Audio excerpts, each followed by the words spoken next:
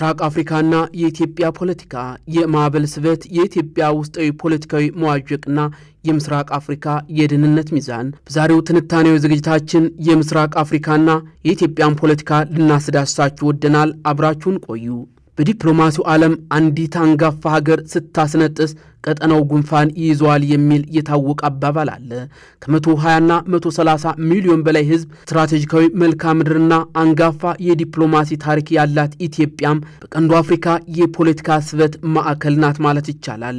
የኢትዮጵያ የውስጥ ፖለቲካዊ ጤንነት ከራሷ ድንበር ተሻግሮም የምስራቅ አፍሪካን ሰላም፣ የኢኮኖሚ ውህደትና የጂኦ ፖለቲካዊ አስተላለፍ የሚወስን ዋነኛ ሞተርም ጭምር ነው። ከቅርብ ዓመታት ወዲህ በኢትዮጵያ ውስጥ የሚታዩት ውስጣዊ የፖለቲካ ሽግግሮች፣ ግጭቶችና ፖሊሲያዊ እርምጃዎች የምስራቅ አፍሪካን የፖለቲካ አውድማ በከፍተኛ ደረጃ እያናወጡት ይገኛሉ ማለት ይቻላል። ይህ አንዱ ስልታዊና ጥልቅ ትንታኔ የሚያተኩረውም የውስጥ ፖለቲካው ወደ ውጭ መፍሰስ ሲሆን የኢትዮጵያ ውስጣዊ የፖለቲካ ውጥረትና በተለያዩ ክልሎች የተከሰቱ ግጭቶችም በቀጥታም ሆነ በተዘዋዋሪ የጎረቤት ሀገራትን የደህንነት ስሌትም ቀይረውታል።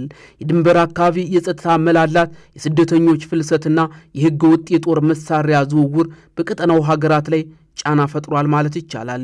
ይህ ሁኔታም ኢትዮጵያ በቀጠናው ሰላም አስከባሪነት ለምሳሌ በሶማሊያና ሱዳን የነበራትን ጉልህ ሚናና ተጽዕኖ ፈጣሪነት የተወሰነ ፈተና ውስጥም ከቶታል ማለት ይቻላል። ሌላው የባህር በር ፍለጋና የቀይ ባህር ፍጥጫ አንዱ ሲሆን የኢትዮጵያ የውስጥ ፖለቲካዊና ኢኮኖሚያዊ ፍላጎት በቅርቡ አዲስ የዲፕሎማሲ አቅጣጫን ሞልቷል።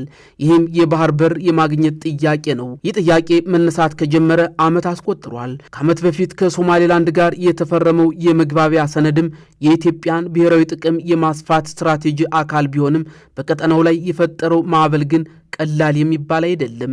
ይህ እርምጃ ሶማሊያን ከግብፅና ቱርክ ጋር ወታደራዊ ትብብር እንድትፈጥርም የገፋፋ ሲሆን የምስራቅ አፍሪካ ፖለቲካ ከውሃ ወይም ህዳሴ ግድብ ፖለቲካ አልፎ የባህር ላይ ሽኩቻ ውስጥ እንዲገባም አድርጎታል። ከዚህ ባለፈም የጎረቤት ሀገራት ዳግም አሰላለፍ መቀየር ሌላው ጉዳይ ነው። ኤርትራ ከኢትዮጵያ ጋር የነበራት የቅርብ የፖለቲካ ትስስር ከፕሪቶሪያው የሰላም ስምምነት በኋላ ቅርጹን እየቀየረ መጥቷል። ኤርትራ ከግብፅና ከሶማሊያ ጋር አዲስ ግንኙነት ለመፍጠር የምታደርገው ጥረትም በቀጠናው አዲስ የፖለቲካ ጽንፍ ወይም አክሲስ እየፈጠረ ይገኛል። ሱዳን በራሷ የእርስ በርስ ጦርነት እየነደደች ቢሆንም የኢትዮጵያ መረጋጋት ለሱዳን እጅግ አስፈላጊ ነው። በተቃራኒው የሱዳን መፈራረስ ደግሞ በኢትዮጵያ ምዕራባዊ ድንበር ላይም ትልቅ የደህንነት ስጋትም ደቅኗል ማለት ይቻላል። ጅቡቲና ኬንያ የኢትዮጵያ ኢኮኖሚያዊ መረጋጋት ለእነዚህ ሀገራት የንግድና መሰረተ ልማት ትስስርም የጀርባ አጥንት ስለሆነ ፖለቲካዊ መረጋጋቷን በከፍተኛ ፍላጎትም ይከታተላሉ ማለት ይቻላል።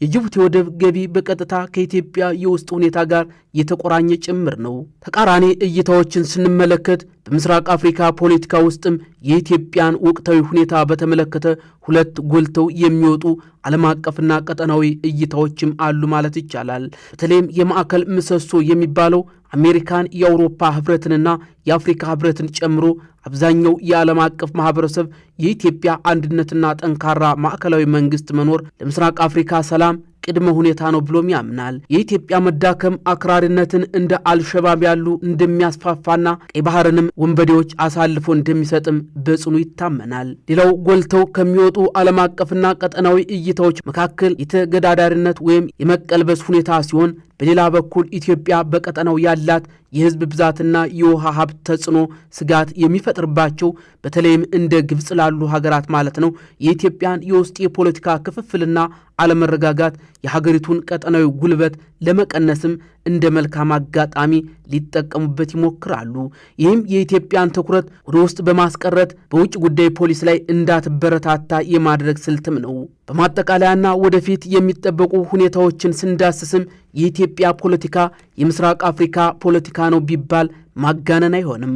አሁን ባለው ተጨባጭ ሁኔታ ወደፊት ሊከሰቱ የሚችሉ ቁልፍ አዝማሚያዎች አሉ። በተለይም የውስጥ ሰላም እንደ ውጭ ኃይል ኢትዮጵያ ብሔራዊ መግባባትን አጠናክራ የውስጥ ግጭቶቿን ከፈታች የዲፕሎማሲ ካፒታሏን በፍጥነት በማንሰራራት የኢጋድን የፖለቲካ ማዕከልነት ዳግም ትቆጣጠራለች ተብሎም ይገመታል። በተለይ የባህር በር ጥያቄዋን በተረጋጋ የድርድር ጠረጴዛ ላይ ማስቀመጥ የምትችልበት እድል ካለም አንዱ ለምስራቅ አፍሪካ የፖለቲካ ቀጠና የበላይነት መረጋጋት ትልቅ ሚና ትጫወታለች ተብሎ ይገመታል። ሌላው የውክልና ጦርነት ስጋት ሲሆን ውስጣዊ አለመረጋጋት የሚቀጥል ከሆነ ውጫዊ ኃይሎች ወይም የአረብ ሀገራት ግብፅና ሌሎች ዓለም አቀፍ ተዋናዮች የተለያዩ የፖለቲካ ቡድኖችን በመደገፍ የምስራቅ አፍሪካን የፖለቲካ አውድማ የውክልና ጦርነት ሜዳ ሊያደርጉት ይችላሉ ተብሎ ይገመታል። ከዚህ ባለፈም የኢኮኖሚ ውህደትና አቅጣጫን ስንመለከት የፖለቲካ ንትርኮች ቢኖሩም በቀጠናው ያለው የኤሌክትሪክ ኃይል የመንገድና የንግድ ትስስር ሀገራቱን ወደ ትብብር ማስገደዱ አይቀሬ ነው። በመጨረሻም የኢትዮጵያ ፖለቲካዊ ዕጣ ፈንታ የምስራቅ አፍሪካን ጂኦፖለቲካ ካርታ ከመቅረጽ አልፎም የዓለምን የቀይ ባህር ደህንነት ስትራቴጂ የሚወስን ዋነኛ ምህዋር ሆኖ በተለይም በርካታ አስተላለፎችን ማስተካከል የሚቻል ከሆነ ማለት ነው።